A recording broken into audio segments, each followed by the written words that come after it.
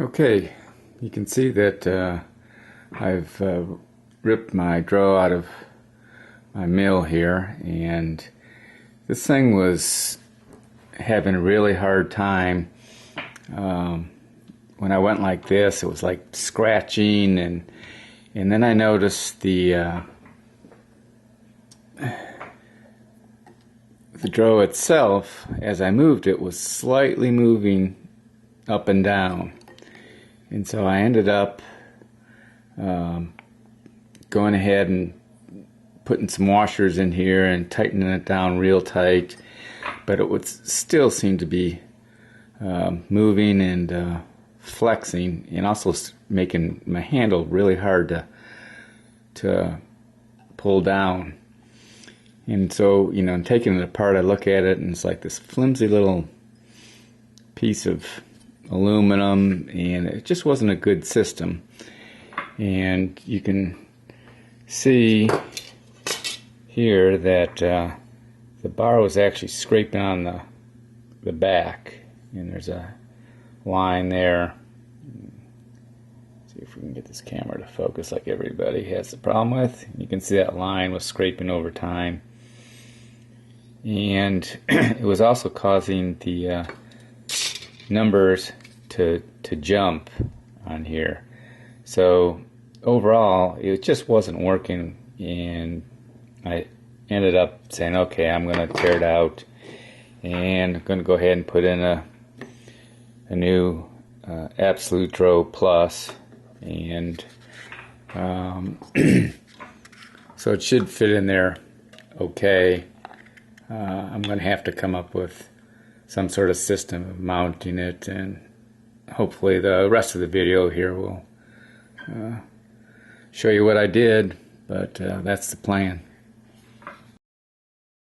So getting started, as I looked to see how the sensor box, or whatever it's called, was going to fit in there, one of the first things I noticed was that the spacing, in just putting it straight in, it was going to make that bar rub up against the backside. You can see here the green arrows show how thin that backside is. So the first thing I decided was that I was going to have to put the sensor box in face first, where the backside was pointing out, and that would give me actually the perfect clearance where the bar would be centered in the gap in the head there. So it was going to have to be face first in there.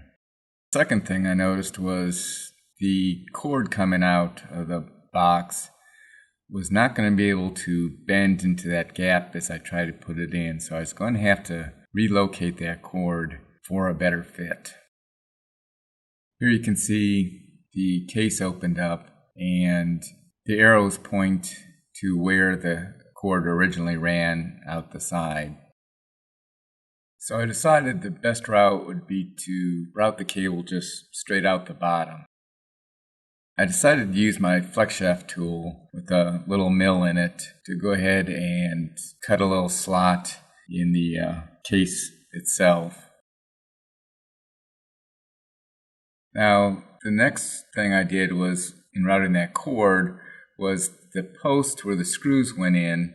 That cord had a little problem kind of getting by that post. So I simply just trimmed a little bit off the cable, which ended up giving me just enough clearance to snake around the post itself. As you can see here, the final result looked pretty professional, looked as good as the original, so I was pretty happy with that. The other thing I had to do was cut a little slot so the cord could actually snake through the back of that flash there, and that allowed me to get the sensor position just a little bit lower, and I used my flex shaft mill to kind of grind that out, so that worked out pretty well. So in mounting this, my original thought was to go ahead and drill 2 holes in the bottom of the bar, just like the original DRO had, and that turned out to be a disaster. If you want to hear about it, it'll be at the end of this tape. I'm just going to move on to what I actually did. Here's the actual mounting bracket that I did, It basically uses the same hardware that came with the iGaging DRO. Here's some of the parts comparing the modified and unmodified. First of all, I flip over the front of the locking bar, so to speak, so that it's facing up so that I could reorient the whole bracket itself. And then I had to mill the slot at the top out a little bit so that I could get both screws in there and make it fit better. Of course, I had to cut the screws a little shorter because the plastic block that the screws went through had to be shortened so that everything lined up with the hole in the head where the bar fit through. So with all the details out of the way, it's time for the assembly, and it was a relatively easy process once I got everything lined up and checked out. And I decided to use silicone to actually mount the DRO inside the head there. Might be an unusual choice, but there really wasn't a great place to put a screw or a bracket in there, and I had tried silicone on one of my other DROs. You can see one of my other videos on it, and it's really stout stuff, and it really securely holds it.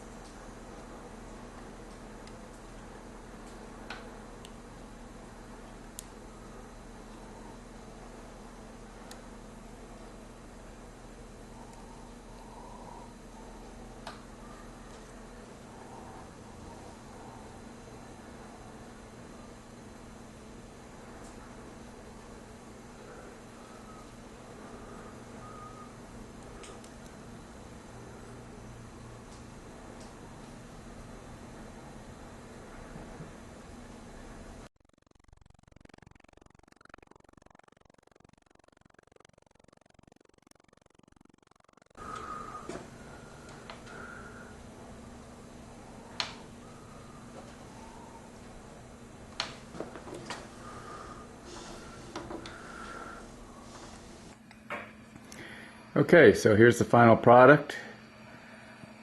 Put a little piece of plastic over to cover it up. You can see it works great. Silicone's holding, no problem. I'll be able to just pop that silicone out if I ever need to get back in there, but I don't see any reason I'll need to.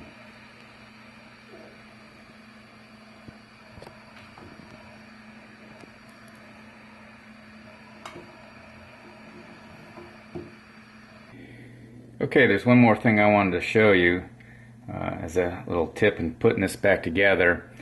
On the iGaging DRO, this bar actually has an orientation. So if you put the bar in